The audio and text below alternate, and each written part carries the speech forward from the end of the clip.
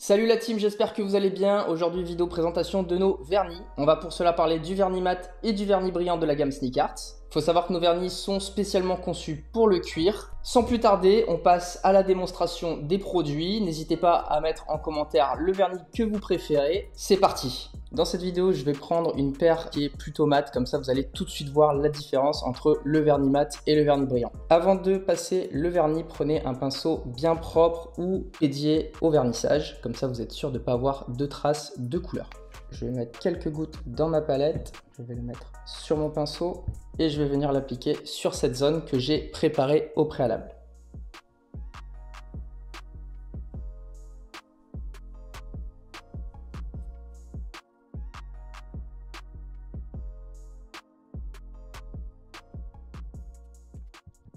Lorsque ça commence à devenir sec, ça va coller, donc n'insistez pas avec le pinceau, privilégiez plutôt un temps de séchage et ensuite de repasser un coup de vernis.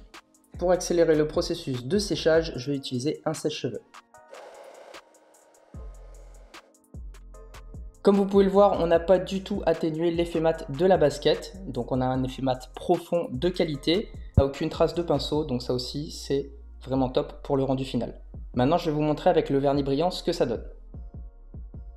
Je reprends mon pinceau et je vais vernir la même zone, comme ça vous allez voir la différence. On va également prendre le sèche-cheveux pour accélérer le temps de séchage. Comme vous pouvez le voir, on a un effet brillant qui ressort. Si c'est pas très uniforme, vous rajoutez plusieurs couches de vernis jusqu'à avoir un rendu qui est brillant de la même façon partout. Je vérifie que c'est bien sec et je viens appliquer mon vernis. Toujours enfiler une couche et n'insistez pas, passez même une seule fois si besoin.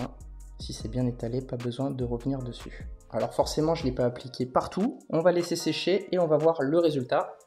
Pour un rendu uniforme, on va appliquer encore une couche et je pense qu'on sera bon. Vous voyez clairement la différence entre le rendu mat original et le rendu brillant. Donc là, j'ai mis 3 couches de vernis brillant pour avoir un rendu uniforme, sachant que là, on est sur un cuir un peu particulier en style nubuck daim. Donc c'est des matières qui ne sont pas forcément évidentes à préparer. Forcément, on perd le côté doux avec le vernis brillant. Mais en tout cas, on a l'effet brillant escompté. Le but de la vidéo, c'était vraiment de vous montrer la différence entre le vernis brillant et le vernis mat. Et cette paire s'apprêtait vraiment bien pour vous montrer le résultat. Et voilà pour le résultat final. Comme d'habitude, n'hésitez pas à dire en commentaire quel vernis vous préférez. Et nous, on se retrouve dans une prochaine vidéo.